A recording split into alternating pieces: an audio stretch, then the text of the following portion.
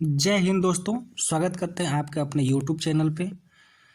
हम लोग एक नई सीरीज लेकर के आए हैं जो यूपी पीसीएस प्रारंभिक परीक्षा के जितने भी प्रीवियस ईयर के क्वेश्चन हैं उसको हम लोग इस सीरीज के माध्यम से डिस्कस करेंगे और आने वाले जो भी एग्ज़ाम हैं उसके लिए एक बेहतर रणनीति के साथ तैयारी करना प्रारंभ करेंगे। तो यूपी पीसीएस परीक्षा 2023 का यह प्रश्न पत्र है। यह परीक्षा 28 मई 2023 को हुई थी। चलिए इसमें भारतीय इतिहास के जितने भी प्रश्न हैं उसके ऊपर हम लोग चर्चा करते हैं।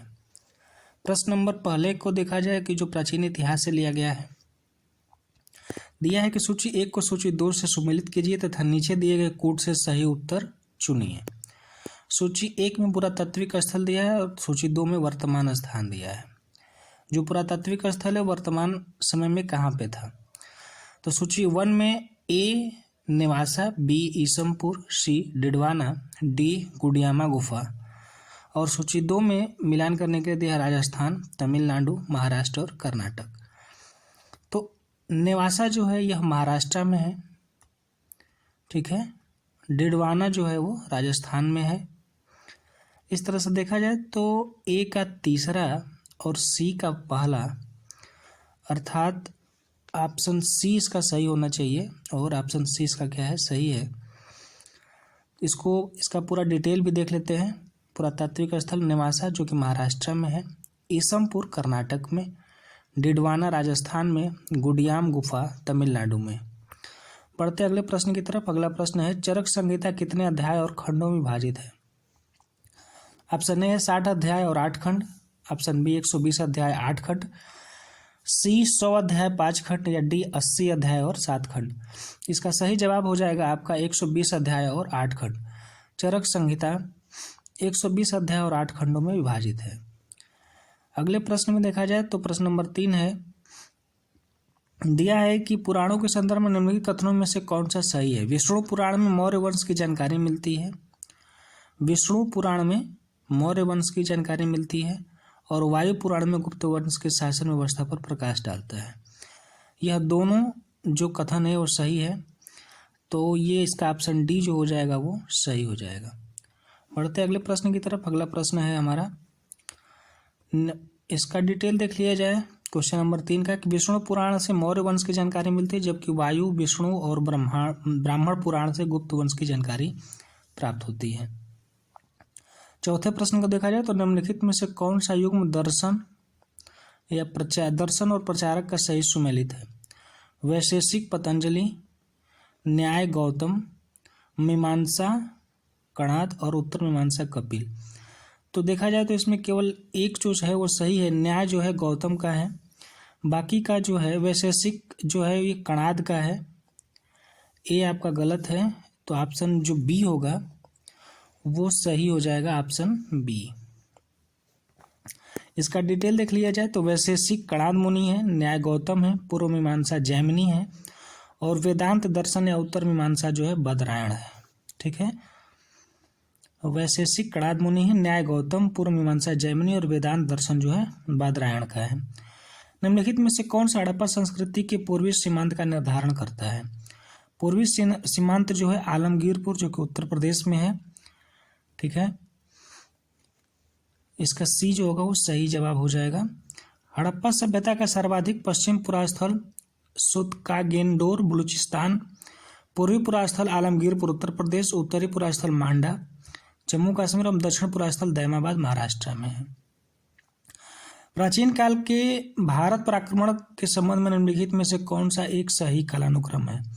तो आप लोगों को जानकारी भी होनी चाहिए। यह सबसे पहले यूनान भारत पर आक्रमण किया, फिर शक, फिर कुषाण। तो प्राचीन काल में भारत पर आक्रमण के संबंध में सही कालानुक्रम है यूनानी, शक और कुषाण का। अगले प्रश्न को देखा जाए तो निम्नलिखित में से कौन कवित्री और पुस्तक सही सुमेलित नहीं है? दयाबाई, विनय मल्लिका, बी जो है सहजोबाई, सहज प्रकाश, सी सोन कुमारी स्वर्णबेल की कविता, डी गंगाबाई, गणेश देव लीला। तो इसका जो सही जवाब हो जाएगा ऑप्शन डी गंगबाई गणेश देवलीला जो है यह सही सुमेलित नहीं है। गंगाबाई कृष्ण भक्ति परंपरा की कवित्री थी। गंगाबाई द्वारा रचित एक स्वतंत्र ग्रंथ गंगाबाई के पद नाम से प्राप्त हुआ है। गणेश देव लीला पुस्तक कवित्री मधुर अली का है। इस टाइप के भी क्वेश्चन जो है एग्जाम में पूछे जा रहे हैं। वैदिक कालीन प्रशासन में भागदू कौन अधिकारी होता था? तो जो भागदू होता था वो राजस्व कर जमा करने वाला अधिकारी होता था, और यह वैदिक काल प्रशासन में ऐसे अधिकारी पाए जाते थे। इसका डिटेल में देख लिया जाए तो वैदिक कालीन प्रशासन में भागदू राजस्व कर जमा करने वाला अधिकारी होता था, जबकि अछुआप दूत अधिकारी एवं आय व्यय गणनाध्यक्ष होता था। बढ़ते अगले प्रश्न की तरफ। मिलिंद पन्हो राजा मिलिंद तथा एक बौद्ध भिक्षु के मध्य संवाद रूप है, वो कौन है? तो वो नागसेन है। ठीक है ना। मिलिंद पन्हो जो है वो एक बौद्ध भिक्षु जो थे, नागसेन और राजा मिलिंद के बीच क्या है? संवाद है। इसका डिटेल देख लिया जाए तो पाली ग्रंथ मिलिंद पन्हो में बौद्ध भिक्षु नागसेन तथा हिंद यवन शासक मिनांडर या मिलिंद के मध्य क्या है? संवाद है।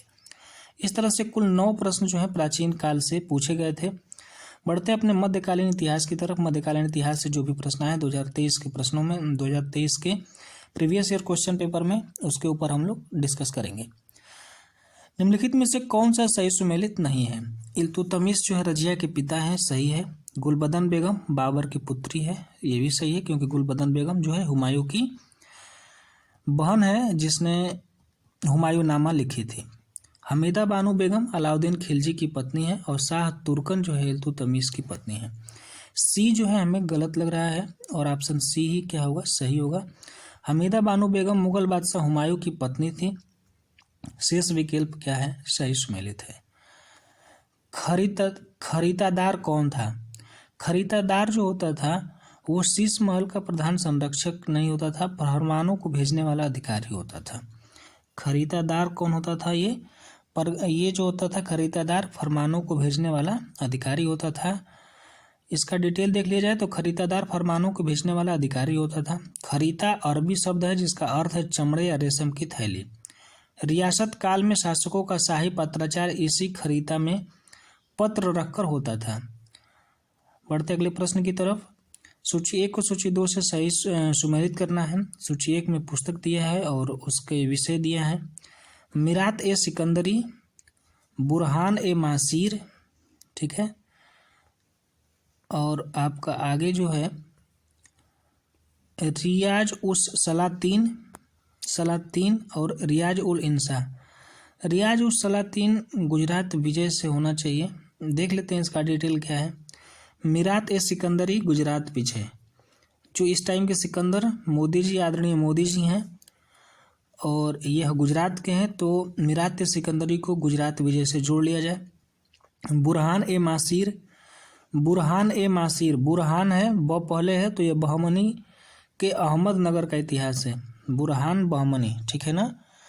रियाज उस सलातीन जो है बंगाल का इतिहास है। और रियाज उल इंसा, ठीक है, रियाज उल सलातीन बंगाल का इतिहास है, और रियाज उल इंसा महमूह गांव के पत्रों का संग्रह है। बढ़ते अगले प्रश्न की तरफ। निम्नलिखित में से कौन फिरोज तुगलक के नागरकोट अभियान के दौरान संग्रहित 300 पुस्तकों का अनुवाद किया था? तो ये जो किया था अजीजुद्दीन खान किए थे। ऑप्शन डी जो होगा सही हो जाएगा।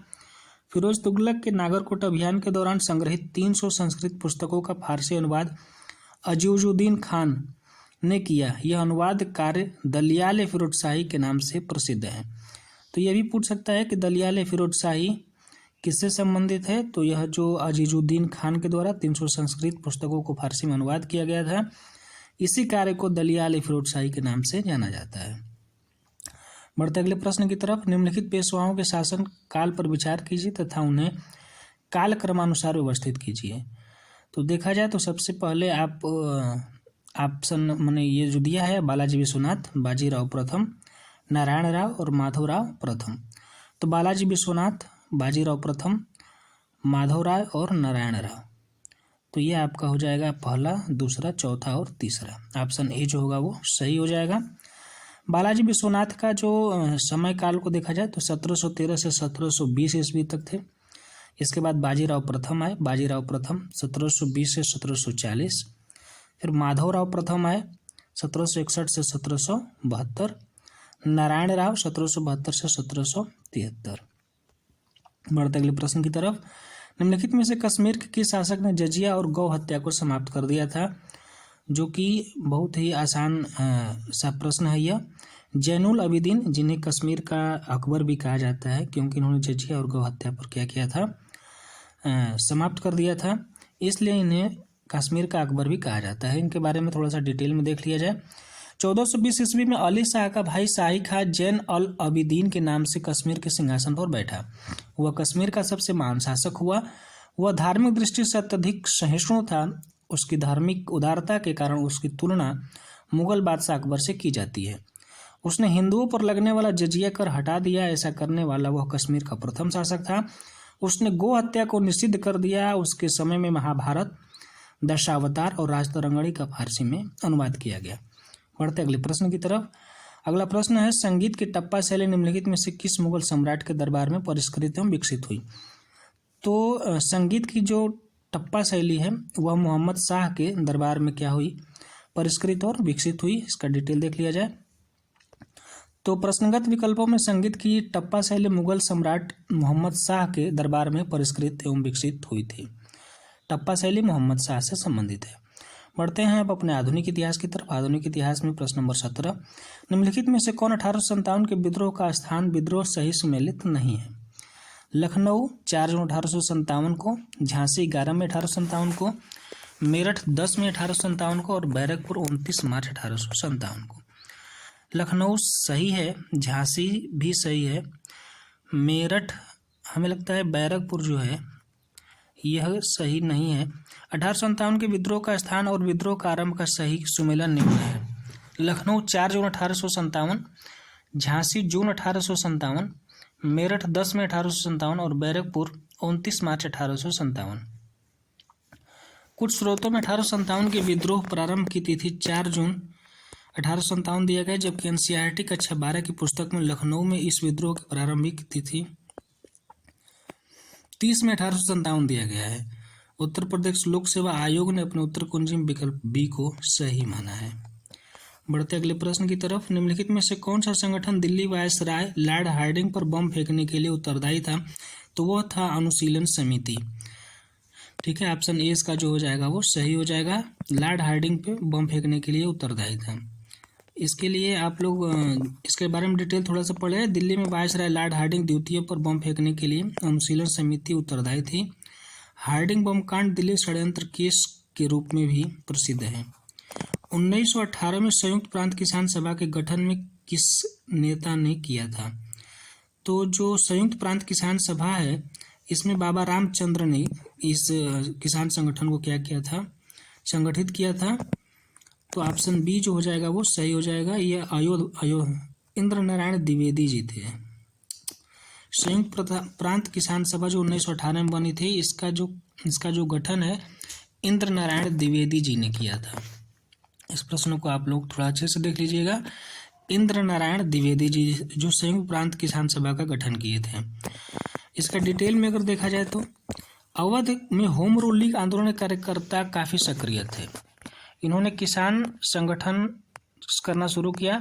संगठन को नाम दिया गया किसान सभा। फरवरी 1918 में इंद्र नारायण द्विवेदी, गौरी शंकर मिश्र और मदन मोहन मालवीय के प्रयासों से संयुक्त प्रांत किसान सभा की स्थापना हुई थी। ईवी रामास्वामी नायकर के संदर्भ में निम्नलिखित कथनों में से कौन सा सही है? ईवी रामास्वामी जो थे इन्होंने असहयोग आंदोलन में हिस्सा लिया और उन्होंने 1925 में कांग्रेस को भी छोड़ दिया। यह दोनों कथन क्या है, सही है। ऑप्शन ए जो हो जाएगा, 1 और 2 दोनों सही हो जाएगा। इनके बारे में थोड़ा सा डिटेल में देख लेते हैं। ईवी रामास्वामी नायकर ने असहयोग आंदोलन में भाग लिया था। वर्ष 1925 में उन्होंने कांग्रेस छोड़ दिया था क्योंकि उनका मानना था कि पार्टी ने अपने नेतृत्व में गैर ब्राह्मणों की उपेक्षा की।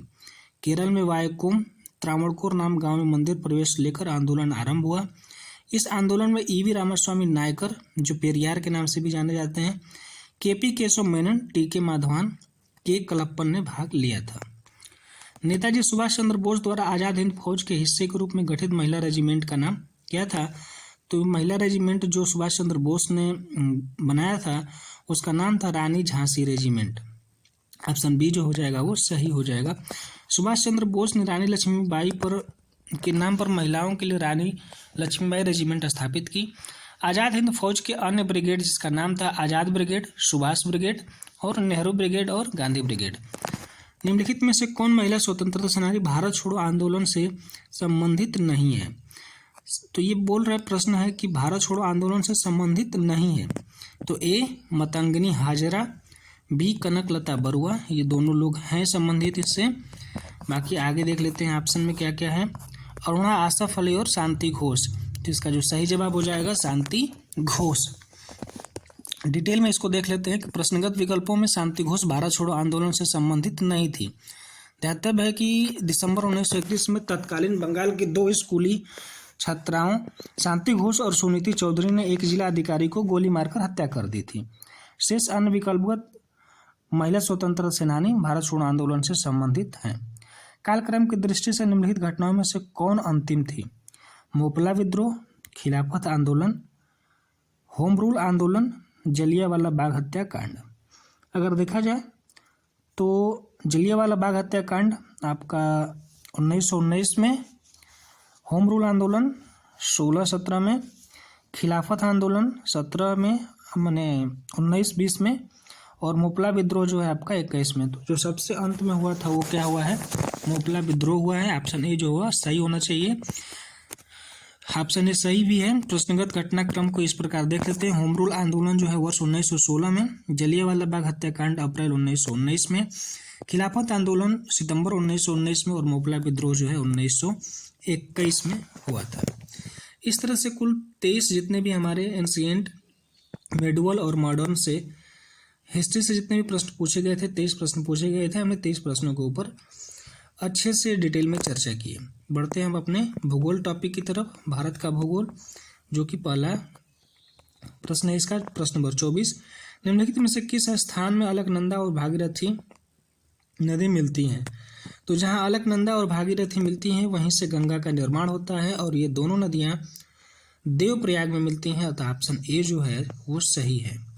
देवप्रयाग उत्तराखंड के टिहरी गढ़वाल जिले में स्थित प्रसिद्ध तीर्थ स्थान है।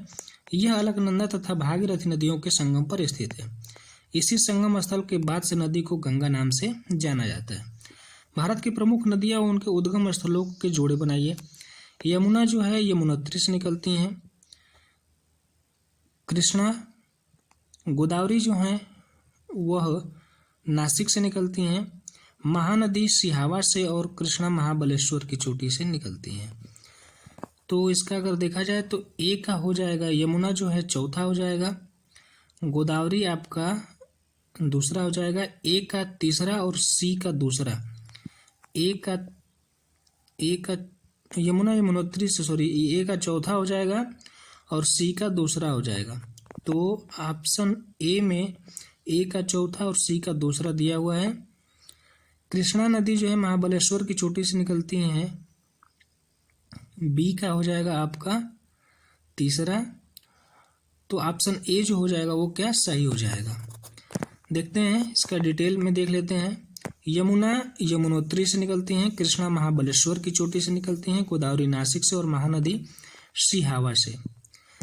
अब इसमें दिया है आपका नेक्स्ट प्रश्न है, निम्नलिखित में से कौन सा दर्रा राज्य केंद्र शासित प्रदेश से ही सुमेलित है? माना और नीति, ठीक है, यह उत्तराखंड के हैं। माना हिमाचल प्रदेश में नहीं है, नीति उत्तराखंड में है, दीफू लद्दाख में नहीं है, अघिल अरुणाचल प्रदेश में नहीं है। जो सही सुमेलित हो जाएगा ऑप्शन बी सही हो जाएगा। नीति दर्रा जो है उत्तराखंड में है। खारदुंग, इसका अगर डिटेल में देख लिया जाए, भारत के जो प्रमुख दर्रे हैं खारदुंगला, काराकोरम, जोजिला, चांगला, ये लद्दाख में पाए जाते हैं, ठीक है। पीर पंजाल और बनिहाल जो हैं जम्मू और कश्मीर में। सिपकिला, रोहतांग, बाड़ा लाचा, यांगजी हिमाचल प्रदेश में। हिमाचल प्रदेश में और भी हैं दीवान, भाभा, पारंगला, मणिरंग। उत्तराखंड में देखा जाए तो मोलिंगला, माना, नीति, लिपुलेख, नाथुला जिले प्लस सिक्किम में, सेला, बॉमडिला, दीफू अरुणाचल प्रदेश में, तुजू मणिपुर में, थालघाट और भोरघाट महाराष्ट्र में। देखते हैं नेक्स्ट प्रश्न को। खनिज संपदा के संदर्भ में निम्नलिखित कथनों में से कौन सा सही है? प्रश्न नंबर 1 ऑप्शन कथन 1 है जम्मू कश्मीर के रियासी जिलों में लिथियम के अनुमानित संपदा भंडार मिले हैं। ये सही है। भारत अनेक खनिज तथा लिथियम, निकेल तथा कोबाल्ट के लिए आयात पर निर्भर है। ये भी सही है। तो ऑप्शन 1 माने कथन 1 और 2 जो दोनों सही हो जाएंगे। दोनों कथन सही हैं, 1 और 2 दोनों। फरवरी 2023 में भारतीय भूवैज्ञानिक सर्वेक्षण ने जम्मू एवं कश्मीर के रियासी जिलों के सलाल हैमाना क्षेत्र में लिथियम की खोज संबंधित रिपोर्ट प्रस्तुत की। इंडियन ब्यूरो ऑफ माइंस के अनुसार भारत लिथियम, निकेल तथा कोबाल्ट के लिए मुख्यतः आयात पर निर्भर है। शिवान समुद्र एवं कल्पक्कम क्रमशः किस प्रकार के लिए महत्वपूर्ण है? कल्पक्कम जो है नाभिकीय ऊर्जा के लिए और शिवान समुद्र जो है वह जल शक्ति के लिए जाना जाता है। ऑप्शन ए सही होना चाहिए। बाकी देख लेते हैं इसका जो सही जवाब क्या है। तो ऑप्शन ए ही सही जवाब है। कर्नाटक के शिवान समुद्र तथा जल विद्युत संयंत्र की स्थापना 1902 में की गई थी। तमिलनाडु स्थित कल्पक्कम नाभिकीय संयंत्र हेतु प्रसिद्ध है। बढ़ते अगले प्रश्न की तरफ। रामगंगा नदी कन्नौज के पास गंगा नदी में मिलती है। रामगंगा नदी जो है कन्नौज के पास गंगा नदी में मिलती है, सही है। बेतवा नदी प्रयागराज के पास यमुना नदी से मिलती है, ये गलत है क्योंकि यह बेतवा नदी जो है प्रयागराज के पास यमुना नदी से नहीं मिलती है। यह इटावा के आसपास जो है वहाँ पे बेतवा नदी क्या होती हैं, इटावा या बस्ती के आसपास ही मिलती हैं। तो ऑप्शन ए जो हो जाए इसका जो सही जवाब हो जाए, केवल एक सही है। इसका डिटेल देख लिया जाए तो रामगंगा नदी कन्नौज के निकट गंगा नदी में मिलती है, जबकि बेतवा नदी प्रयागराज के पास नहीं बल्कि हमीरपुर के पास यमुना नदी से मिलती हैं। इस प्रकार कथन 1 सही है जबकि कथन 2 सही नहीं है। निम्नलिखित में से कौन सी सहायक नदी सही सुमेलित नहीं है? प्राणहिता महानदी, हेमावती कावेरी, मंजरा गोदावरी की और मालप्रभा कृष्णा की। तो हमें लगता है कि जो ऑप्शन ए है यह प्राणहिता महानदी की पर्यायवाची महानदी की सहायक नदी नहीं है। प्राणहिता गोदावरी की सहायक नदी है। प्राणहिता जो है गोदावरी नदी की सहायक नदी है, न कि महानदी की। गोदावरी को दक्षिण गंगा के नाम से भी जाना जाता है। इसकी सहायक नदियां प्राणहिता, मंजरा, इंद्रावती, वेनगंगा हैं। कावेरी नदी की प्रमुख सहायक नदियां अमरावती, भवानी, हेमावती, काबिनी आदि हैं। कृष्णा नदी की सहायक नदियां तुंगभद्रा, कोयना, घाटप्रभा, मालप्रभा, पंचगंगा इत्यादि हैं। बढ़ते अगले प्रश्न की तरफ। एक भौगोलिक इकाई जो पानी को इकट्ठा करती है, भंडारण करती है, पानी छोड़ती है, उसे क्या कहते हैं? तो उसे जल विभाजक कहते हैं, उसे वाटर शेड कहते हैं। बढ़ते अगले प्रश्न की तरफ। नीचे 2 कथन है जिसमें एक कथन ए और दूसरे कथन कारण आर है। कथन है आपका दक्षिण पश्चिम मानसून के दौरान तमिलनाडु तट को शुष्क रहता है, जो कि सही है क्योंकि वृष्टि छाया प्रदेश है और बंगाल की खाड़ी से उत्पन्न होने वाली जो भी मानसूनी हवाएं होती हैं उसके पैरेलल हो जाता है, इसलिए यह जो तट है यह शुष्क रहता है। कारण इसमें बताया गया है कि तमिलनाडु तट बंगाल की खाड़ी के शाखा के समानांतर स्थित है और दक्षिण पश्चिम मानसून के अरब सागर वृष्टि छाया क्षेत्र में स्थित है, जो कि सही है। अर्थात ए और आर दोनों सही है और आर ए की सही व्याख्या करता है। इसका अगर डिटेल में देखा जाए तो ऑप्शन डी जो है इसका सही है। ए और आर दोनों सत्य है और आर ए की सही व्याख्या करता है। डिटेल में देख लिया जाए। तमिलनाडु तट दक्षिण पश्चिम मानसून की बंगाल की खाड़ी की शाखा के समानांतर स्थित है। यह दक्षिण पश्चिम मानसून की अरब सागर शाखा के वर्षा छाया क्षेत्र में स्थित है। अरब सागर की शाखा से दक्षिण पश्चिम मानसून को पश्चिमी घाटों द्वारा बाधित किया जाता है। ये हवाएं फिर पश्चिमी घाटों के ढलानों पर चढ़ती हैं, जल्द ही ठंडी हो जाती हैं, जिसके परिणाम स्वरूप सह्याद्री के हवा वाले हिस्से और पश्चिमी तटीय मैदान में मूसलाधार वर्षा होती है। पश्चिमी घाटों को पार करने के बाद ये हवाएं नीचे उतरती हैं और गर्म हो जाती हैं। इससे हवाओं में नमी कम हो जाती है, इसलिए ये हवाएं पश्चिमी घाटों, तमिलनाडु, आंध्र प्रदेश सहित के पूर्व में थोड़ी वर्षा करती हैं। इन क्षेत्रों को वर्षा छाया क्षेत्र भी कहा जाता है। बढ़ते अगले प्रश्न की तरफ। निम्नलिखित में से लेटेराइट मिट्टी के विषय में कौन सा कथन सही है? लेटेराइट मिट्टी के बारे में बात की जा रही है। यह मिट्टी उच्च तापमान एवं भारी वर्षा वाले क्षेत्र में विकसित होती है, सही है। इस मिट्टी में लौह ऑक्साइड एवं एल्यूमिनियम की कमी पाई जाती है, जो कि गलत है, क्योंकि लौह ऑक्साइड की वजह से ही जो मिट्टी है इसका कलर जो होता है वो लाल होता है, तो इसमें उसकी प्रचुरता होती है, न कि उसमें कमी होती है। तो ऑप्शन सी जो होगा इसका सही हो जाएगा, केवल एक इसका जो होगा सही होगा। लेटेराइट मृदा का निर्माण उष्णकटिबंधीय भारी वर्षा के कारण तीव्र निक्षारण क्रिया के परिणाम स्वरूप होता है।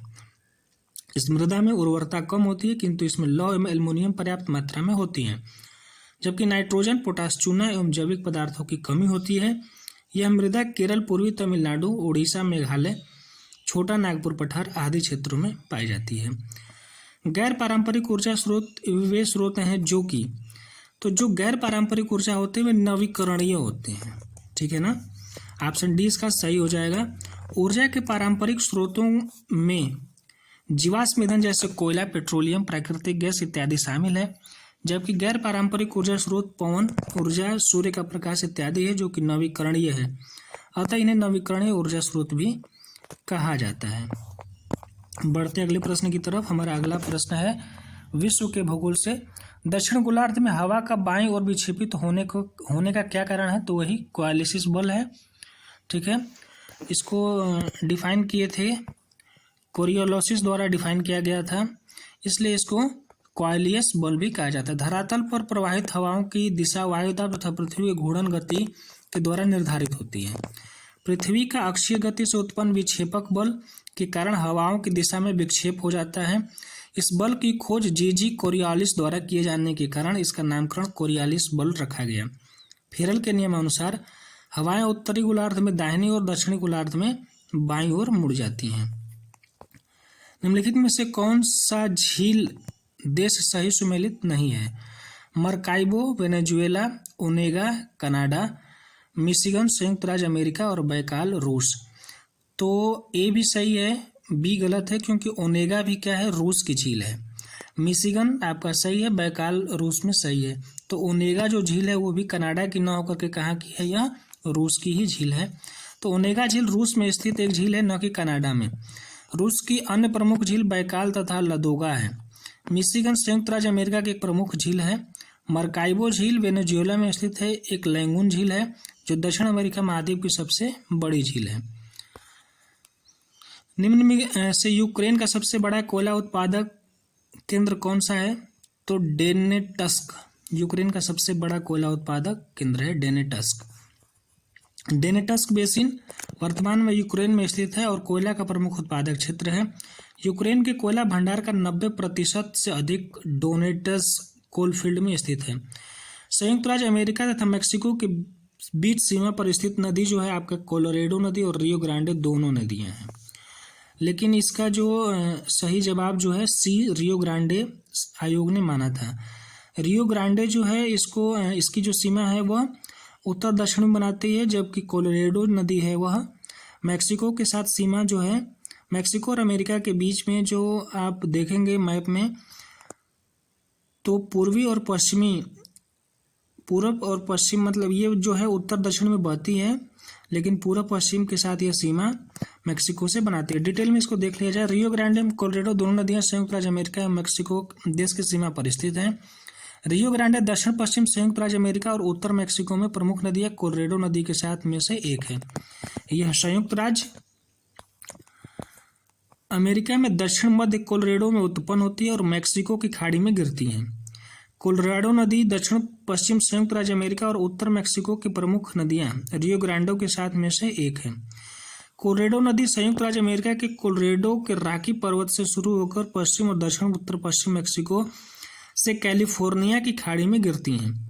उत्तर प्रदेश लोक सेवा आयोग ने उत्तर कुंजी में विकल्प सी को सही उत्तर माना है, जो कि त्रुटिपूर्ण है। बढ़ते हैं अगले प्रश्न की तरफ। अगला प्रश्न निम्नलिखित में से कौन सा बंदरगाह सही सुमेलित नहीं है? मॉन्टेविडियो उरुग्वे सही है, इगारका जकार्ता इंडोनेशिया सही है, रॉटरडैम नीदरलैंड सही है।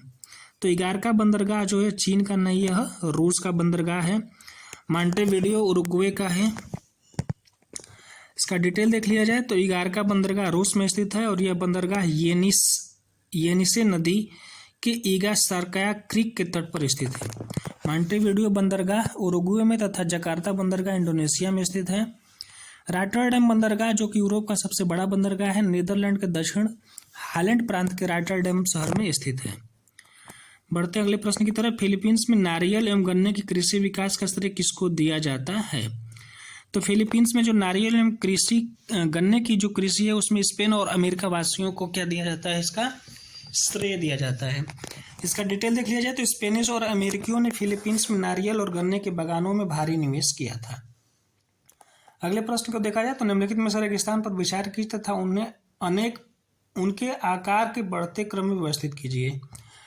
तो ग्रेट सैंडी मरुस्थल, अरेबियन मरुस्थल, सहारा मरुस्थल और गोबी मरुस्थल। तो यह दे रहा है बढ़ते क्रम में व्यवस्थित करने के लिए। तो सबसे बड़ा जो है वो क्या है, सहारा मरुस्थल है, अतः तीसरा जो होगा अंत में होगा। तो तीसरा जो है वो आपका बी में भी है, डी में भी है और सी में भी है। सहारा मरुस्थल के बाद आपका आ जाता है अरेबियन मरुस्थल का स्थान। अरेबियन मरुस्थल दूसरे पे होना चाहिए, तीसरा और दूसरा, अर्थात बी जो है इसका सही जवाब हो जाएगा। तो सहारा मरुस्थल, अरेबियन मरुस्थल, गोबी मरुस्थल और ग्रेट सैंडी मरुस्थल, इसका जो है आकार के स्थान पे आकार के में क्या है, बढ़ते हुए क्रम में तक लिखा गया है। सहारा मरुस्थल दुनिया का सबसे बड़ा उष्ण मरुस्थल है और कुल मिलाकर अंटार्कटिका और आर्कटिका के बाद तीसरा सबसे बड़ा मरुस्थल है। जबकि प्रश्न के अनुसार ग्रेट सैंडी मरुस्थल 2,67,250 वर्ग किलोमीटर, गोबी मरुस्थल 12,95,000 वर्ग किलोमीटर, अरेबियन मरुस्थल 23 लाख वर्ग किलोमीटर, सहारा मरुस्थल 92 लाख वर्ग किलोमीटर है। यह मरुस्थल कहाँ कहाँ पे हैं, किस किस देश में है, इसका जवाब आप लोग उत्तर में कमेंट बॉक्स में दीजिएगा। निम्नलिखित में से कौन सा कथन सत्य है? महासागरीय लवणता कर्क एवं मकर रेखाओं पर अधिकतम होता है, जो कि सही है। पृथ्वी पर प्रतिदिन ठीक 12 घंटे 30 मिनट बाद ज्वार आता है। यह ऐसा नहीं है, 6-6 घंटे पे भी आता है। बेंगुला प्रशांत महासागर की एक ठंडी धारा है। यदि सूर्य, पृथ्वी तथा चंद्रमा एक सीधे में हो तो यह स्थिति लघु ज्वार की स्थिति है। डिटेल में देख लिया जाए इसको। भूमध्य रेखा से ध्रुवों की ओर जाने पर सामान्य रूप से लवणता में कमी आ जाती है, परंतु उच्चतम लवणता 20 डिग्री से 40 डिग्री उत्तरी अक्षांशों में पाई जाती है, जहाँ पर उसकी मात्रा 36% होती है। क्योंकि इन भागों में उच्च तापक्रम तथा उच्च वाष्पीकरण के साथ आर्द्रता न्यून होती है, कर्क रेखा और मकर रेखा 23°30' अक्षांशों पर स्थित होती है, अतः इस स्थान पर लवणता सर्वाधिक पाई जाती है। पृथ्वी पर किसी स्थान पर 24 घंटे में सामान्यतः 2 बार ज्वार एवं 2 बार भाटा आना चाहिए, परंतु पृथ्वी लगभग 24 घंटे में अपनी धुरी पर पश्चिम से पूर्व एक घूर्णन करती है, अतः प्रत्येक स्थान पर 12 घंटे बाद ज्वार आना चाहिए। लेकिन वास्तविकता में प्रतिदिन ज्वार लगभग 25 या 26 मिनट देरी से आता है। ज्वार के 6 घंटे 12.5 या 13 मिनट बाद निम्न ज्वार आता है। इसका कारण यह है कि चंद्रमा भी अपनी धुरी पर एक चक्कर लगाते हुए पृथ्वी की परिक्रमा पश्चिम से पूर्व करता है। ज्वार केंद्र जब अपना एक चक्कर पूरा करता है तब तक चंद्रमा उसके कुछ आगे निकल गया होता है तथा ज्वार केंद्र को चंद्रमा के ठीक नीचे पहुंचने में 50 या 52 मिनट के अतिरिक्त समय लगता है। इस प्रकार एक ज्वार केंद्र को चंद्रमा के सामने पुनः आने में 24 घंटे 50 मिनट समय लगता है। उसी स्थान पर अपकेंद्रीय बल के कारण चंद्रमा के विमुख भाग में 12 घंटे 25 मिनट के बाद ज्वार आता है। बेंगुला धारा एक ठंडी धारा है जो दक्षिण अटलांटिक महासागर, पूरब एवं अफ्रीका महाद्वीप के पश्चिम तट के किनारे प्रवाहित होती है। जब सूर्य, पृथ्वी तथा चंद्रमा एक सीधी रेखा में होते हैं तो उनकी सम्मिलित शक्ति के परिणाम स्वरूप दीर्घ ज्वार का अनुभव किया जाता है। यह स्थिति सिजगी कहलाती है। ठीक है, ये ऐसा पूर्णमासी व अमावस्या को होता है। तो सिजगी क्या कहलाता है? जब सूर्य, चंद्रमा और पृथ्वी जो होते हैं एक सीधी रेखा में आ जाते हैं उस टाइम दीर्घ ज्वार उत्पन्न होता है और वही क्या कहलाता है? सिजगी कहलाता है। बढ़ते अगले प्रश्न की तरफ। अल नीनो के संदर्भ में निम्नलिखित कथनों में से कौन सा कथन सही है? El Nino. ऑप्शन कथन 1 है अल नीनो में पूर्वी प्रशांत क्षेत्र में पेरू के तट पर गर्म धाराओं का प्रकट होना शामिल है, जिसे सही है। ये गर्म धारा पेरू के तट पर पानी के तापमान को 10 डिग्री सेल्सियस तक बढ़ा देती है, जिसके समुद्र में प्लैंकटन की मात्रा बढ़ जाती है। तापमान बढ़ने से प्लैंकटन की मात्रा बढ़ती नहीं है, घटती है। अतः देखा जाए तो इसका ऑप्शन ए सही होना चाहिए। इसका डिटेल देख लिया जाए तो ऑप्शन ए केवल क्या है? सही है। अल नीनो एक जलवायु पैटर्न है जो पूर्वी उष्णकटिबंधीय प्रशांत महासागर के सतही जल के सामान्य रूप से गर्म होने का वर्णन करता है। यह परिवर्तन पेरू के तट के साथ ठंडी धारा का अस्थायी प्रतिस्थापन है। अल नीनो एक स्पेनिश शब्द है जिसका मूल अर्थ बच्चा है। अल नीनो के कारण सामान्य से अधिक गर्म समुद्री तापमान, स्तरीकरण में वृद्धि और समुद्र के पोषक तत्वों में कमी के कारण फाइटोप्लैंक्टन नुकसान का अनुभव करते हैं। अतः ऑप्शन ए जो होगा उसका सही जवाब हो जाएगा। माउंट न्यूमैन निम्नलिखित में से किस खनिज के लिए प्रसिद्ध है? तो माउंट न्यूमैन जो है वो लौह अयस्क के लिए प्रसिद्ध है और यह जो है ऑस्ट्रेलिया में पाया जाता है। माउंट न्यूमैन जो है ऑस्ट्रेलिया में है। माउंट न्यूमैन लौह अयस्क के खनन के लिए प्रसिद्ध है और यह खनन क्षेत्र पश्चिमी ऑस्ट्रेलिया के पिलबारा क्षेत्र में स्थित है। सूची 1 को सूची 2 से सुमेलित करना है। पर्वत है किलिमंजारो, टुबकल, स्टेनली और हागर।